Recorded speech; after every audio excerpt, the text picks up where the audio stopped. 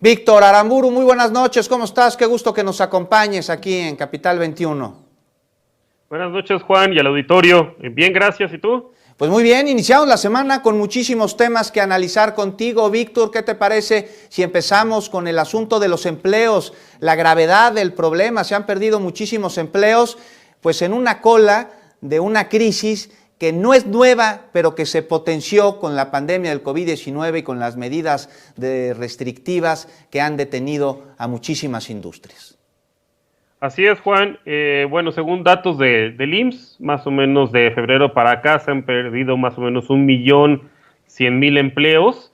En particular, bueno, en el sector donde más se han perdido empleos ha sido en el de servicios, seguido por el de construcción.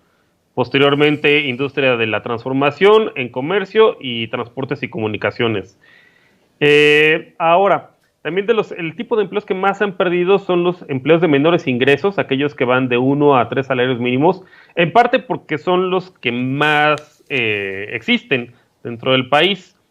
Ha habido una tendencia, básicamente desde la crisis anterior de 2008, que se han generado empleos, pero los empleos que se han generado no son precisamente bien pagados. De hecho, los empleos que, por ejemplo, pagaban de 3 a 5 salarios mínimos, se redujeron de 18 a actualmente, de acuerdo con el último dato, eran el 7% antes de que empezara el tema de la pandemia, y en cambio los que pagan poco, o sea, de 1 a 2 salarios mínimos, pasaron más o menos de 2005 de ser el 24% hasta 2019 el 36%.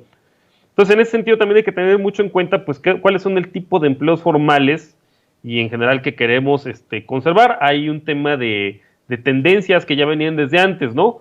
Que por ejemplo quizá empleos como en centros comerciales se vayan reduciendo, o sea, los que tengan que ver con ventas al menudeo, y que en cambio otro tipo de empleos que están apoyados en el comercio electrónico o en los trabajos de cuidados, como por ejemplo enfermería, médicos, etcétera, sean los que vayan a crecer más en el futuro, y que quizá la pandemia está acelerando esas tendencias que de por sí ya venían, ahora se van a ver más presentes.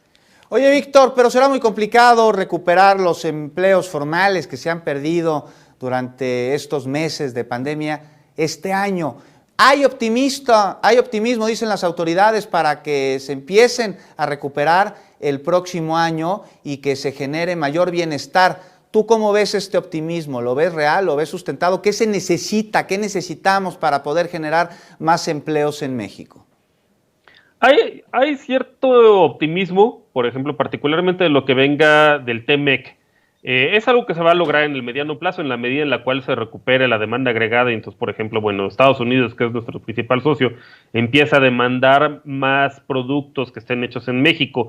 Eso vendrá, pues también dependerá mucho de las políticas que se implementen el año que entra, y hay que recordar, bueno, que está en el interés de Trump reelegirse, entonces es posible que pues también apueste mucho por la recuperación del ingreso en Estados Unidos, y que en general los ciudadanos de Estados Unidos empiecen a demandar más bienes, muchos de los cuales algunos se producen en México, ¿no?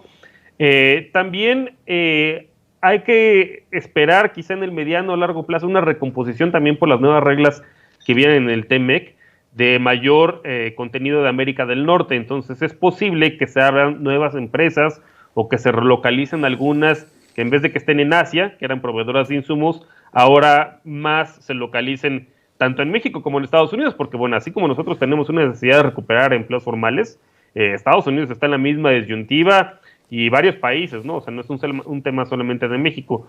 Ahora, donde curiosamente puede ser que sean empleos que se recuperen más fácilmente son precisamente los informales, ¿no?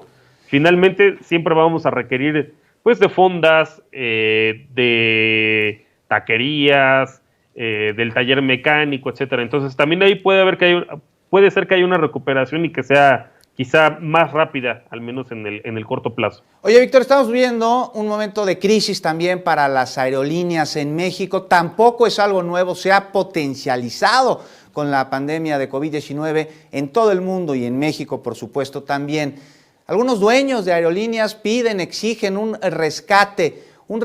Yo te pregunto, ¿qué tan viable sería rescatar a estas empresas? ¿Qué tantos empleos generan? ¿Qué tanta derrama generan a nuestro país? ¿Y qué sucede en otros países, en otros continentes? En Europa me parece que los gobiernos han puesto pues muchísimas condiciones para apoyar a las aerolíneas de aquellas naciones. Como tú comentas, esta podría ser una profecía autocumplida, ¿no? Quizá de los empresarios mexicanos que tanto decían que Echeverría, que se había endeudado el país para rescatar empresas que antes eran del sector privado y después las absorbió el gobierno como último recurso, ¿no? Para conservar esos empleos. Empresas que eran inviables, en el mediano y largo plazo. Este sería el mismo caso, por ejemplo, de algunas aerolíneas. Ellas tenían una competencia efectivamente ya desde antes, incluso de que empezara la pandemia, y recurrían a estrategias bastante riesgosas, por ejemplo, subsidiar algunas rutas bastante transitadas con lo que obtenían de otros lugares.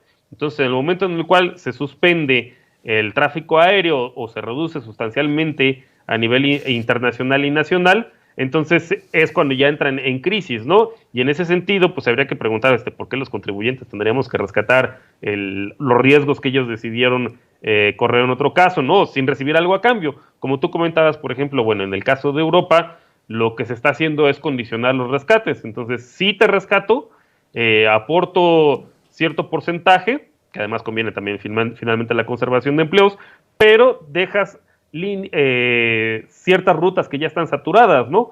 Y en ese caso, Europa tiene una capacidad instalada muy fuerte de trenes, claro, que además finalmente el transporte aéreo es... Los trenes, Víctor, los trenes es otro contexto en Europa, tienen una red ferroviaria impresionante y por eso te pregunto hoy, pues cuál es la importancia del Tren Maya, un proyecto prioritario del gobierno actual, muy criticado por algunos sectores que dicen generará muchísima derrama, muchísimo desarrollo y por supuesto también muchísimos empleos.